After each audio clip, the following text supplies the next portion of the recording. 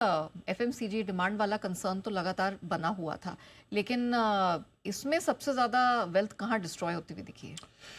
देखिए नया यहाँ पर जो एफएमसीजी स्पेस इनकी हम बात कर रहे हैं, उसमें एफएमसीजी इंडेक्स इन पर्टिकुलर अगर आप देखें तो वहाँ पर जो सेक्टर की वेटेज है वो 2011 के बाद अब निचले स्तरों पर आती हुई नज़र आ रही है। इनफैक्ट 2011 के जो लेवल्स थे उसके बाद ये लोएस्ट लेवल्स आते हुए आपको दिखेंगे। और इसमें स्पेसिफिकली अगर आप पॉइंट आउट करेंगे तो यहाँ पर आप देखें तो अब वेटेज जो है इनकी निफ्टी में करीबन 9.5% तक की होती हुई दिखी है। सितंबर 2024 में जब से मार्केट्स एक ऑल टाइम हाई बनाकर डिक्लाइन की तरफ अपना रुख कर रहे थे तो 10.4% की उनकी हिस्सेदारी, उनकी वेटेज थी, बट अब 9.5% की वेटेज निफ्टी एफएमसीजी इंडेक्स की होती हुई नजर आ रही है।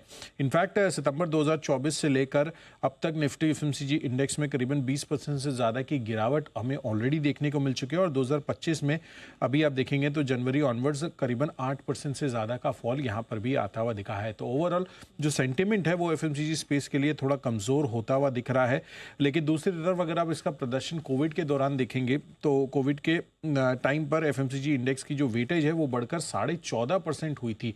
तो उस 14.5% से आप देख लीजिए पिछले 4-5 सालों में यहाँ पर जो वेटेज है क्लियरली डिक्लाइन होती हुई नजर आई है। 9.5% पर अब ये आ चुकी है और 6 सालों के ऊपरी स्तरों पर कोविड के दौरान जो वेटेज है वो पहुंचती हुई नजर आई थी। इनफैक्ट FY23 में भी सेक्टर्स की जो वेटेज है वो फिर से बढ़ी थी। तो ओवरऑल जो सेंटिमेंट पहले बने हुए थे एफएमसीजी स्पेस को लेकर वो काफ़ी बढ़िया थे, लेकिन अब जिस तरह का मूड माहौल दिख रहा है कि गिरावट भरे बाजार में एफएमसीजी रिलेटिवली आउट परफॉर्म कर सकता है, वैसा अभी तो प्रतीत नहीं हो रहा है, क्योंकि जो सेक्टर की वेटेज है वहां पर भी आपको डिक्लाइन ही देखने को मिला है। 2011 के बाद लोएस्ट पॉइंट्स पर निफ्टी में एफएमसीजी इंडेक्स की जो वेटेज है वो पहुंचती हुई नजर आ रही है।